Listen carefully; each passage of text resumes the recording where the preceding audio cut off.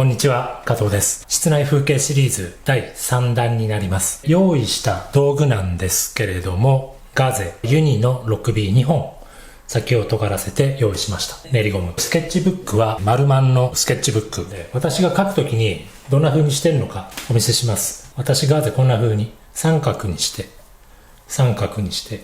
で、ここつまんで小指に引っ掛けて、こういう感じです。こういう感じに左手にガーゼを持って練りゴムを持ってで鉛筆を持って私のポジションこんな感じです。これで鉛筆を持ち替えながらこう書いていくんですね。で練りゴム使いたい時には練りゴムを使ってそうじゃない時にはこっちでこう練っていると。でガーゼ使いたい時はこの小指の間から出して指に引っ掛けて消すと。消すというかこする。そんな風にして私はこれ三角に折ってここにかけるように左手で3つの道具をこんな風に持ってます。今日描くモチーフなんですけれども、窓際に置いた赤い植木鉢、白い植木鉢、植わってるのはガジュマルの木、ちっちゃい苗というかね。あと左側に並んでるのはこれ一輪挿しのように見えるかなと思って買ってきたとっくり1号と2号用、この辺の感じを、窓際のこの感じを今日は絵にしたいと思います。外から窓の光で逆光気味になってるんですね。ちょっと照明調整します。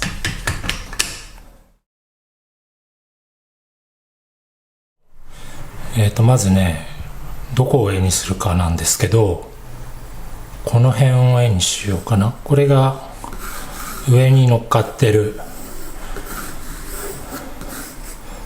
植木鉢で、これ窓の角で、上これだとギリギリになりそうなので、この窓際のちょっとした台少しだけ下に下げます。この辺。そしてもう一度植木鉢の位置を確かめます。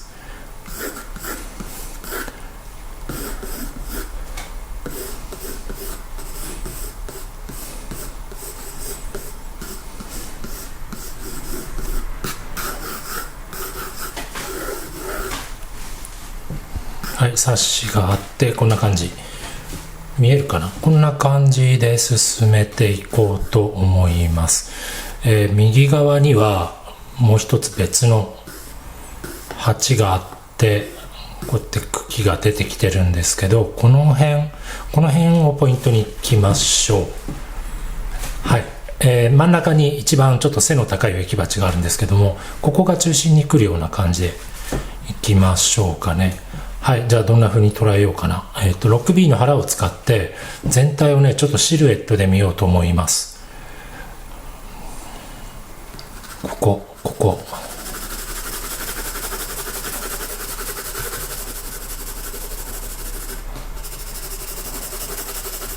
こ。わかります？外側から入ってくる光で逆光気味になってるんですね。植木鉢、下の水を溜めておくお皿、そして台のこのエッジ、手前側が、外からの光で手前側が暗くなって見えている。その逆光の感じをちょっとね、こう捉えたいなと思うんですが、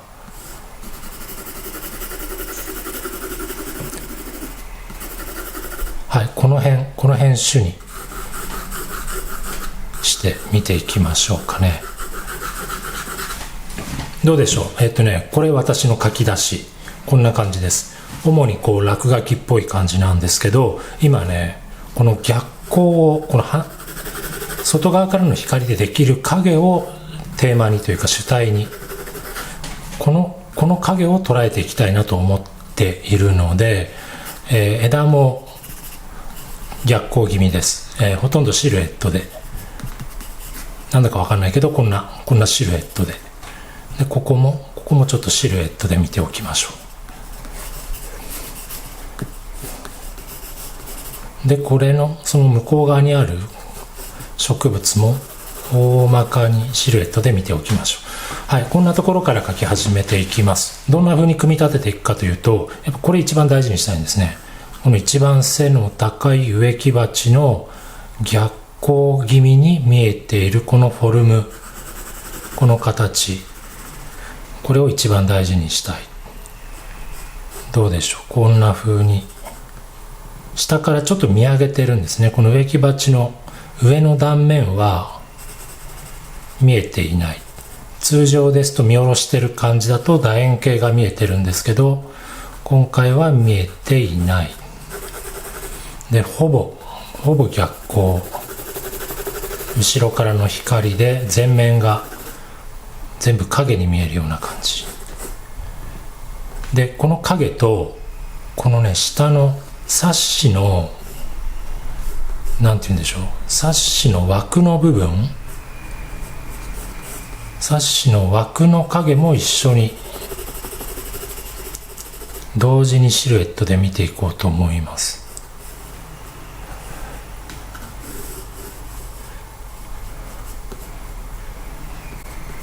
ここら辺かな、この辺を通る。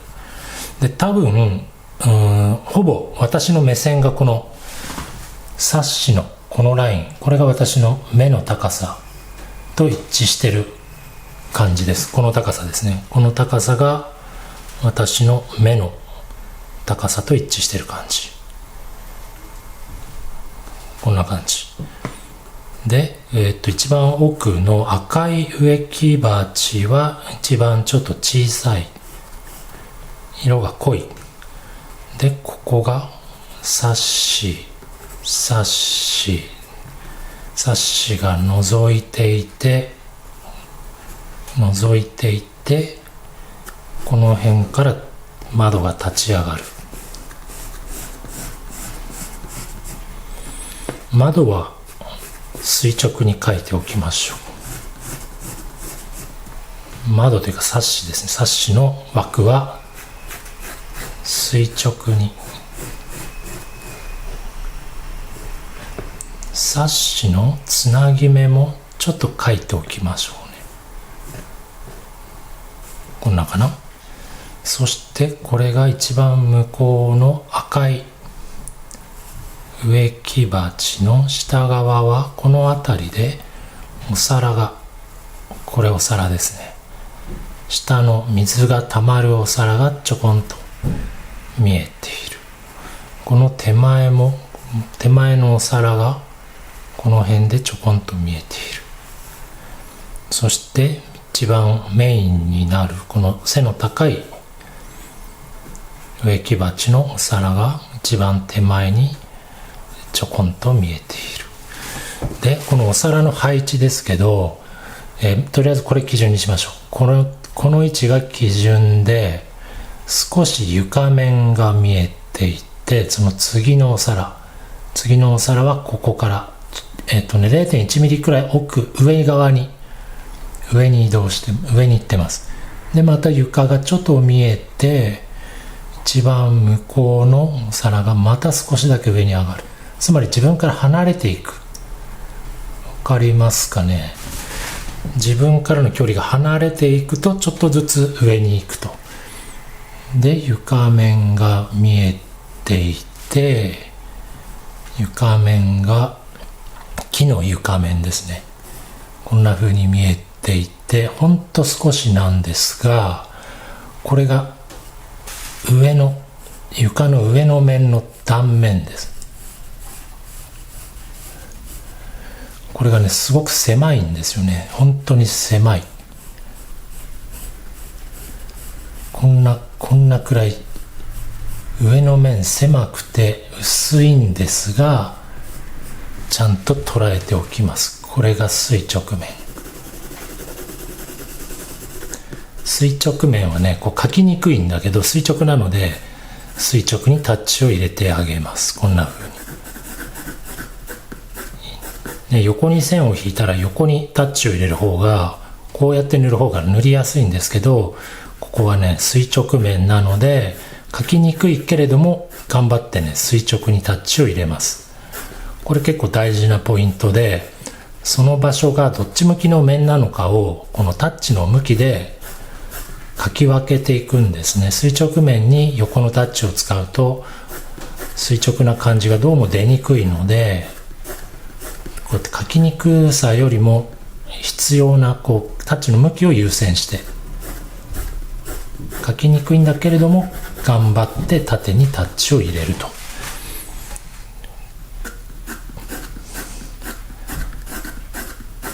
こんな感じでですね、垂直であんまり線のムラが筋のムラができにくいように丁寧に。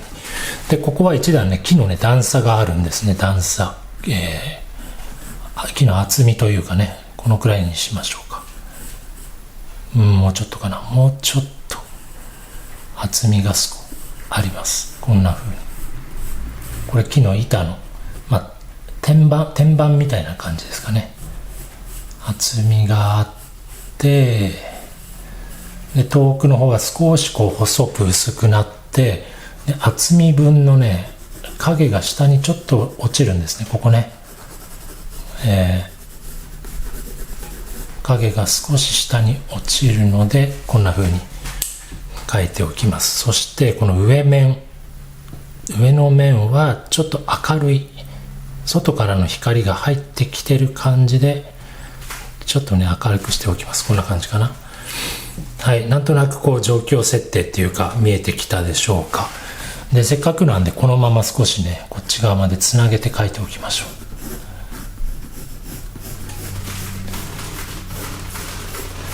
う。でこういったね直線を書くときに皆さんこう定規を使っちゃダメですかとか、まっすぐ引けないんですけどっていう方が結構ね、そのまっすぐ引くことが難しいっていうお悩み相談が結構ある気はするんですが、私は手書きを進めます。定規を使わないで手書きを進めます。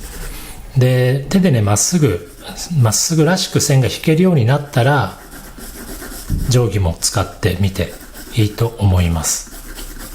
まっすぐ引けないうちにまっすぐに見えるように引けない、技術的にですね引けないうちに定規を使うと定規に頼る人になっちゃって、定規がないと線が引けないってなるとねとっても不自由なんですね。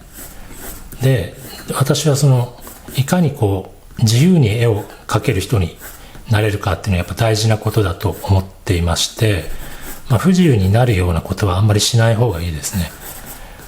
自由に線が引けるように、直線がある程度まっすぐに引けるぞっていう自信がついてきたら好きなだけ定規を使っていっていいと思います。自分が困らない人になったら使おうが使うまいが好きにできるので、自由度が上がるのでどんどん使ってほしいなと。で弾けないうちは弾けるまで練習した方がいいと思います。って言ってね、これ私がじゃあまっすぐな線が弾けてるのかというと甚だ怪しいんですけれども、だいたいまっすぐっぽく見えてればいいですから、この感じがですね。そしてこの下にさっき言ったねこの影がうっすらと厚み分飛び出ている分だけ、レリーフのように上のこの段差が飛び出ている分だけちょっとこう床というか壁に影が落ちていると。はい、こんな感じでざっときました。そしてこの次がこれが一番メインの植木鉢で、向こう側がここがサッシ面ですね。アルミでできているサッシがこんな風にあって、隣の植木鉢はこの辺か。でここは少し隙間があってこんな感じですかね。でちなみにこれちょっとくらい大きかったりちっちゃかったり幅が広かったり狭かったりしても、この植木鉢知ってるのは私くらいで、この絵を見る人がねこの植木鉢は形が違うとかって大きさがでかすぎるとかっていうことあんまりないと思うので、こういったものを描くときはあんまりそのスケール感とかはね、神経質にならなくてもいいと思います。そんな植木鉢があったんだっていうつもりで描いていけば、見る人がね、形が変だからとかっていうことはないと思うので、あまり神経質にならずに大体の形取っていきます。こんなところでしょうか。こんな感じで。で、ここまで来たら、このとっくりも描きましょう。とっくり。どの辺だ？この辺に来て、こう曲がって、大きさ的には高さこの辺かな？こんな感じ。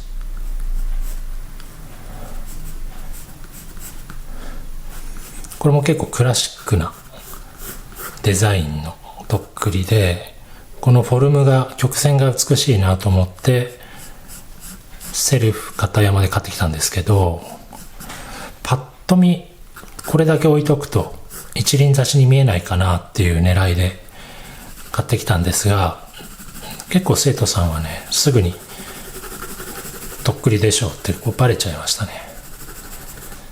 はい、とっくりもう一個描きます。この辺に少し間を置いて、間を置いて、だいたい横幅一緒かな。高さが違うだけで、口のデザインはほぼ一緒で、肩のカーブがちょっと違うくらいかな。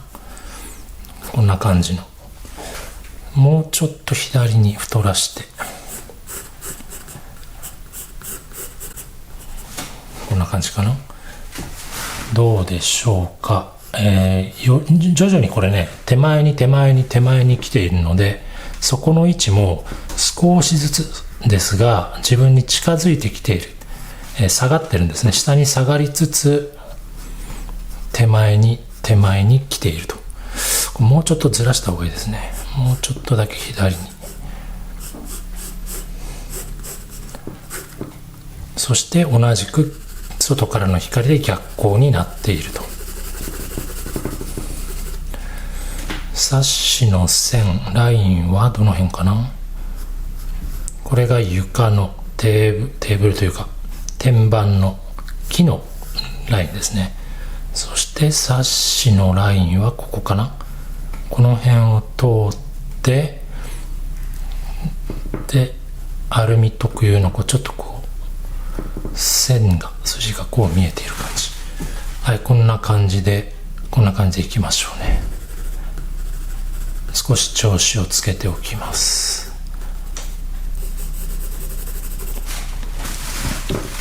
はい、だいたい全体の感じが捉えられてきたでしょうか。はい、ここからがね、これでようやくね、お膳立てが整ったところ。はい、ここからですね。ここからちょっとね、テーマ絞っていきます。6B 持ち替えます。ちょっと先の尖ったやつに持ち替えます。はい、じゃあ一気に、絵のね、感じ出していきましょう。まずここは少し暗いフレーム。で、ここ一段差があって、これもアルミサッシの、窓枠の部分ですね。で、ここちょっとだけ暗くて、はい。で、ここに木の縦の名前はちょっと呼び方わかんないですけども、一段段差があって、これはウッドの部分ですね。ウッドの部分。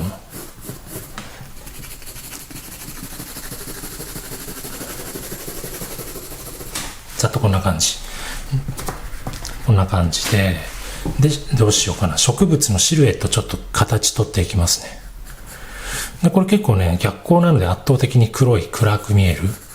鉛筆筆圧上げながらシルエットがっつり出していきます。葉っぱはある程度省略しながら捉えていきます。それらしい感じが出せればいいかな。ここは思いっきりよく一気にね、形を捉えていって、リズム感というか、この余白とのバランスですね。隙間が、図に対する字の形を見ながら、このシルエットですね、シルエットを見ながらざっくり捉えていきます。あとこれはどうなるんだ、この辺、はい、こんな感じ。ガジュマルの木のなんか特徴的なその枝っぷりを意識的に、簡略化しながら描いていっています。なので一枚一枚の葉っぱ、一応今見てますけれども、それよりもこの葉っぱを束にしたこのなんか勢いのある らしい形ですね、らしい形を重視して、ラフにざっくりと捉えていってます。葉っぱの枚数はだいたい合ってると思うんですが、形とか大きさとかは、結構単純化しています。で、後ろのこれどうしようかな。アロマティカス、甘い香りのするハーブの葉っぱなんですが、これはちょっとね、面白いこう丸々が重なっているので、そのブドウの房みたいな感じなんですが、それぞれの葉っぱのこれシルエットを丁寧に見ていこうと思います。外側の形ですね、外側の形が連続して見えている。そしてこの余白というか図に対する字の部分の形を切り取りながら見ていこうと思います。外側の形ですね、葉っぱを全部まとめてみた時の外の輪郭線を重視して捉えています。中はどうでしょう。この中にもね、この木の間の枝の間の隙間みたいな形見つけたら見逃さずにその形を捉えておきます。だいぶ省略しながらですけれどもね、はい、こんな感じで、それ以外シルエット外側のライン引いた後で中ざっと塗っちゃいます。そうすると形がシルエットがねより分かりやすく見やすくなると思いますので、ちょっと丁寧な仕事を心がけて中をワントーン落とします。こんな感じ。逆に言うとそれで下書きの当たりをつけた線は邪魔になるので、こうやってきれいに消していきます。はい、形がね複雑なシルエットが書き出せたかな。こんな風に隙間をいらないところを消しながらですね、はい、こんな感じで向こう側はシルエット。さあ色つけてみましょう。最初当初の狙い、ここの、逆光が書き表したい今回の狙いポイントになります。これですね、この逆光、反射光じゃない、逆光で手前にも外からの窓からの光で影が手前側が暗く見えています。植木鉢の手前も暗い、ここも少し暗い、こういう見え方。同じくこの植木鉢のここも暗い、ここの逆光を少し強調しながら、外側からの光で右下が暗く見える。同じようにこの下のお皿もここが暗く見える。右下ですね、全体的に右下で床にも映って手前のこの木のエッジも暗い。はい、この感じで、赤い植木鉢はもともとが固有色が赤いので、ちょっと他の白いやつとは見え方違うんですね。まず固有色塗っておきます。これが固有色、赤い色の植木鉢、他の白とは違う。そこに対して逆光で、この下のお皿もここが逆光、床面も暗い。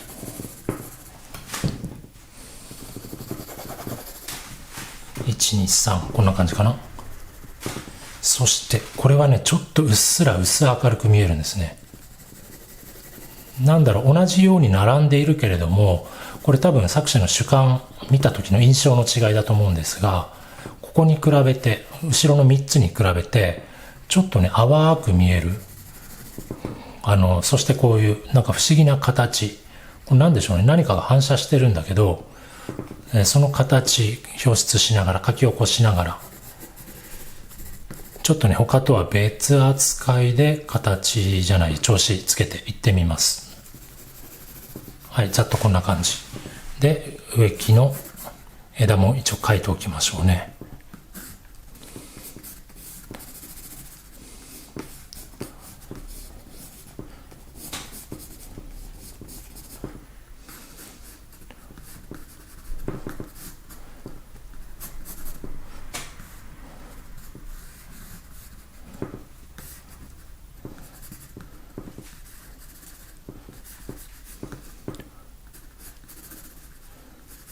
はい、こんな感じかな。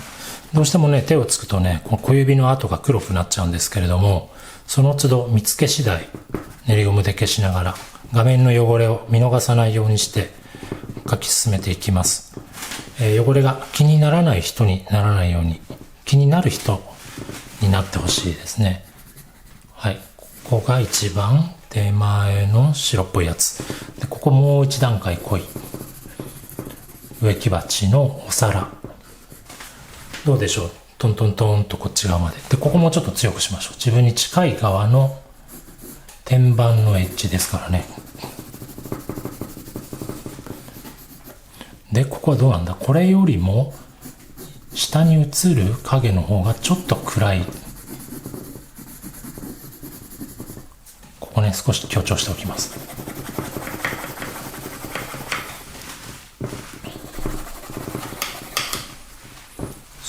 これはどうしよう。これは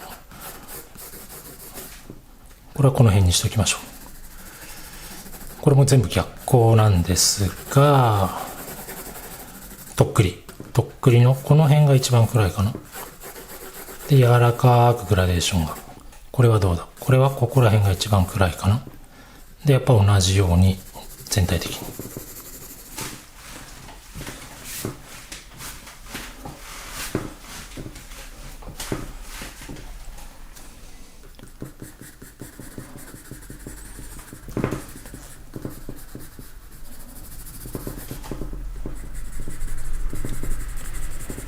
はい、これ何度も言いますけれども、垂直面なので垂直を意識したタッチ。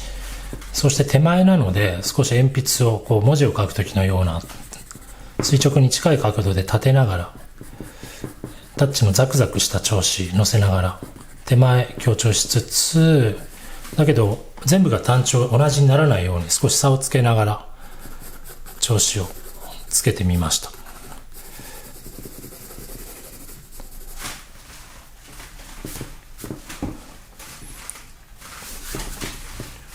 で、どうなんだ、この辺バックちょっと調子つけておきますか。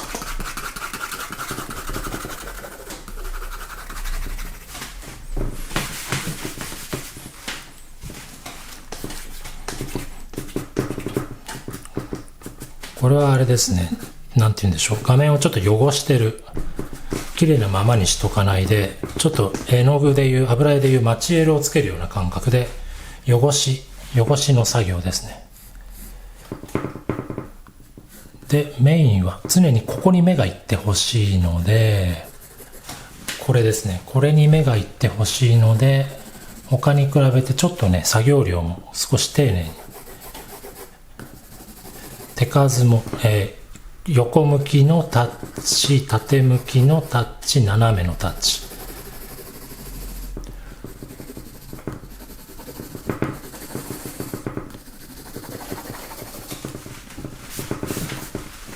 さて、どうでしょうか。ちょっとやりすぎたかな。ちょっと抑えます。